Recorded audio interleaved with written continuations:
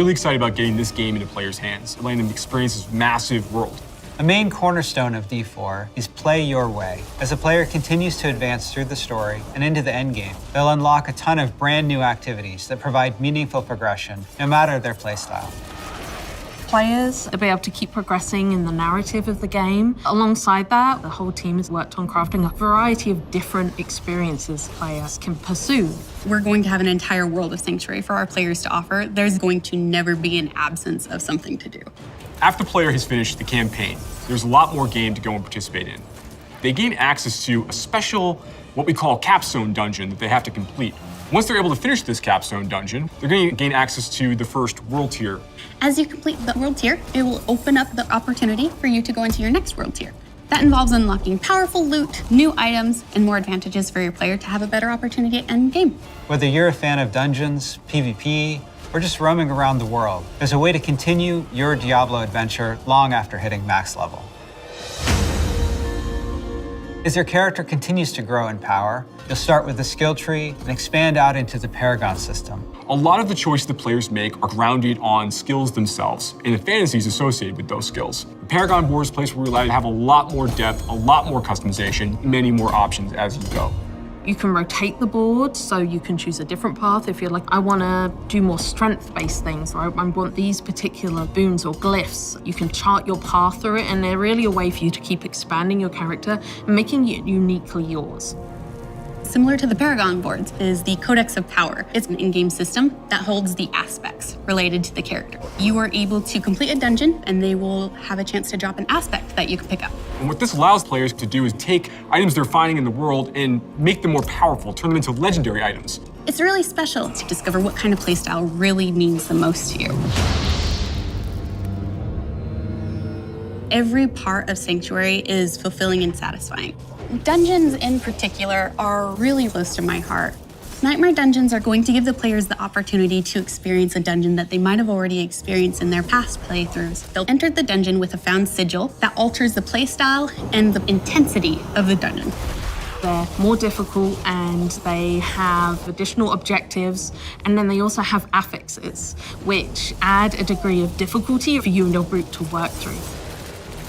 One of my favorite affixes that you can find in Nightmare Dungeons is actually called Hellgate.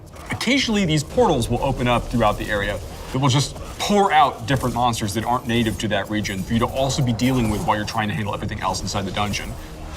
There's over 120 dungeons to play through and find in Diablo 4, and any one of them can become a Nightmare Dungeon by finding a Nightmare Sigil and then using it to activate the Nightmare version of that dungeon space. Everything's a little darker, everything's more difficult. It's going to add a little bit of a twist of flavor on your particular dungeon. There's some targeted activities in Diablo 4 that suit what you're feeling in the mood for. The Forces of Hell are starting to have more influence in certain parts of Sanctuary in the vast interconnected overworld of the experience. And as the players are going into Helltide areas, they're gonna find even more powerful monsters. And by killing them, they'll be able to gain these special shards they can take to go and use to purchase these big rewards that are available at these caches that are found littered throughout Helltide areas. The sky darkens and the rivers run red, meteors fall from the sky, and the monsters get harder. We really want to create new experiences for the players. There's one I really like called Whispers of the Dead, which you get from the Tree of Whispers. The Tree of Whispers is grim and a little gruesome, but it's also something mystically haunting and kind of beautiful. The tree has a little bit of a grudge against our players, and it would like for them to go serve its needs. So you're going to go serve these bounties, gather different rewards, different items, and bring them back to the tree in hopes that it can exchange you something really meaningful. Maybe you're gonna go to the Fractured Peaks and take out some werewolves that are rampaging in a town. They're contained activities that you can do alone or in a group. We really wanted to create variety for people to be able to spend time where they wanted to in the world. It's very cool the way it's been put together, and I can't wait for people to see it, to be honest.